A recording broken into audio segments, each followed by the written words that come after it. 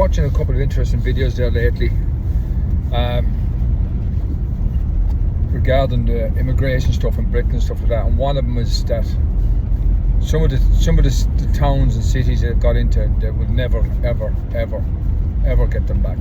They're never going to become English again. They're done. And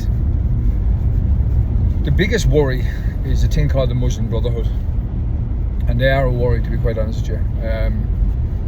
I left London because I could see it was becoming very, very unsafe in 2006, and I was looking at other parts of Britain which I think I'd like to have moved to, because I felt it was just much better for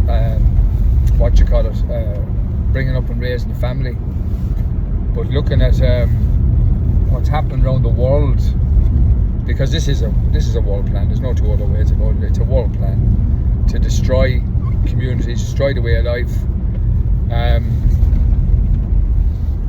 What was good to see was the kind of capitulation at the WEF forum, and so many aims and objectives, and that there is now, by Larry Fink, who's the CEO of BlackRock, one of the biggest pushbacks against all this mass immigration. I don't know who's put the squeeze in his balls, but it's nice to see it, you know. But in the meantime, the biggest reason I'm going on about this is because of what's happening to young girls, young boys, but majority of young girls, and the way the two-tier police system has literally broken that down. And anybody that speaks out about it is a fascist, a Nazi, a far right. You're called everything. Well, you can call me all you want, but this has always been about protection of people and stuff like that. And you look at what Starmer's trying to do with bringing in digital ID in Britain. We also have this coming in here with the Garda Síochána. The Garda Síochána want to bring in that they can seize your phone, your laptop, your computer, your iPad, and anything on it is now going to be privy to them. And this is going to be passed in the next few weeks. So anybody's got a problem needs to step up and actually call it out and write to your TDs to say that you don't want this. It's quite ironic that they're going to be looking for all this information, yet when the police were being investigated with the whole Maurice McCabe scandal, and Noreen O'Sullivan destroyed 3 laptops, 6 mobile phones, nothing was backed up on iCloud, and yet they were able to get away with it and not be interrogated. Like, it's sorry, as we can all see now, with the police in Northern Ireland, in Ireland, in Britain, in France, they're all bought off. They're all corrupt. They are not for the people of this country. They're not for the people of the other countries. But I do sense a shift. But people need to be aware of what's coming into their towns and villages and communities, because basically they are taking over. They are buying up stuff where you have to have 2 people here to have a mortgage. Pakistani families and Indian families coming into this country, 4 people can get the mortgage. This has all been allowed by our government. Again, they go on about they don't pay RIBA, they don't pay stamp duty, they don't pay fucking interest. Loads of people don't understand this. And something that I was asked recently, like, how did you see this happening in Britain? Well, I remember when Gordon Brown and Britain was broke, he went to the Saudi Arabians. Now, this was in newspapers.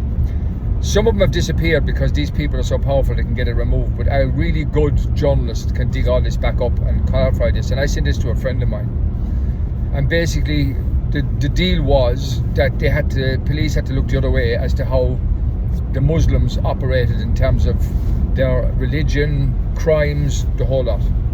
And that was ignored at first and turned down by Gordon Brown. But then they were so broke, they had to deal with it. And you can look it up. Saudi Arabia does deal to give money to fucking Britain. So basically they're bought off. And the other side of that was there was a police commissioner wrote one, I think it was the Telegraph back in the day, stating that anybody that thinks this is going to be a good thing is going to be mad, because basically now we've got to look the other way in terms of crimes by the Muslim community.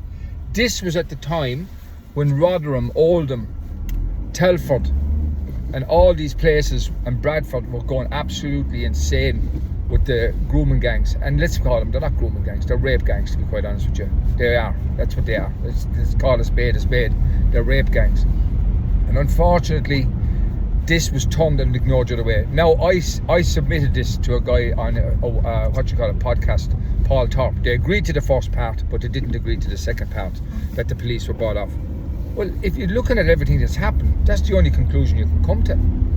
So what I'm trying to say here about Northern Ireland and Southern Ireland in terms of what's going on in our communities, because I put a post up this morning by Freedom Dad. And look, if any of you got a brain between your ears, this is always about protecting our families and our communities because of what's coming. And the borders have to be closed. They have to be closed.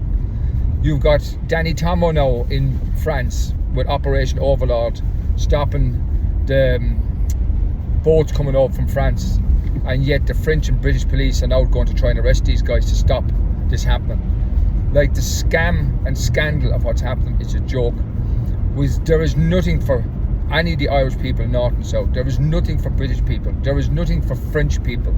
There is nothing for Swedish people. Everything that's happening is to protect this other community. I'm sorry. I've been open to all sorts of religions.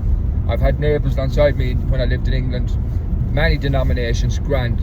But the one that just doesn't respect any culture, any individuality, any way of life, anything with their community, heritage, lived experience, is Muslims. Very, very, very few.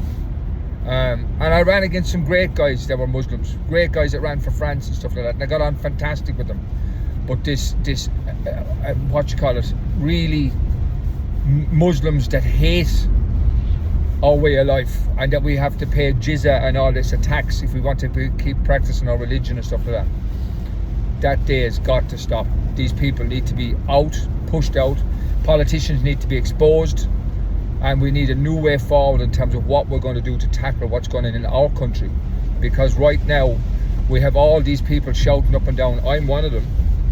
But we have solutions, but it's getting people to do the solutions.